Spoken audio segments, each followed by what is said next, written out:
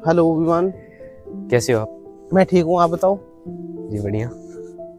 हमारे एक प्रश्न का उत्तर दें आप। हाँ जी बोलिए। बाबा साहब अम्बेडकर ने मनुस्मृति क्यों चलाई थी? बाबा साहब अम्बेडकर ने मनुस्मृति जलाई, ये आज का ट्रेंडिंग क्वेश्चन है जो लोग पूछ रहे हैं। समय के साथ साथ कुछ चीजें हैं वो आउटडेटेड हो जाती हैं, है ना। एक समय पे जो सच होता है वो उसके बाद में जो आगे वाली जनरेशन है उसका एनालिसिस करती है, तो बहुत सारी जो चीजें हैं वो खरी नहीं उतरती हैं। लेकिन मनुस्मृति में इतनी ज्यादा कंट्रोवर्शियल है, किसी एक वर्ण को फायदा पहुंचाने के लिए दूसरे वर्ण का शोषण किया गया है। जैसे उसमें कुछ श्लोक हैं, उनके मैं आपको अर्थ बता देता हूं कि जो कंट्रोवर्शियल है।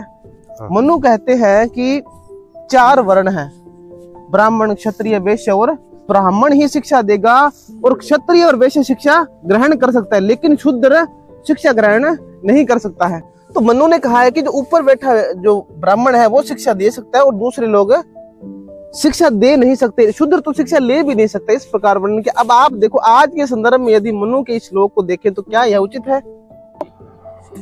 आज यदि उसका विश्लेषण करते हैं तो साफ साफ दिखाई देता है कि यह जो मनु ने लिखा है वो ब्राह्मणों के पक्ष में लिखा है, क्षत्रियों के पक्ष में लिखा है और वैश्य के पक्ष में लिखा है।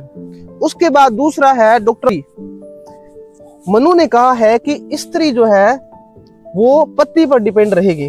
जब तक पति जीवित है तब तक वो पति पर डिपेंड रहेगी, और जब पति की मृत्यु हो जाती है तो अपने बच्चों पर निर्भर रहेगी।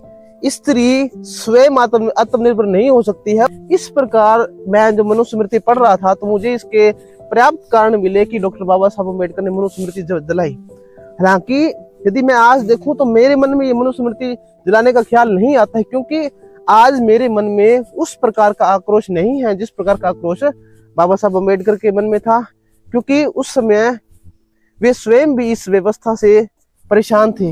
इसलिए आज मैं ये कहूं कि डॉक्टर बाबा साहब अम्बेडकर ने मनुस्मृति जलाई है या गलत किया है तो ये शायद उनके साथ न्याय नहीं होगा। तो इसलिए आज इतना ही, कल हम मनुस्मृति के बारे में और डिटेल में बात करेंगे। आप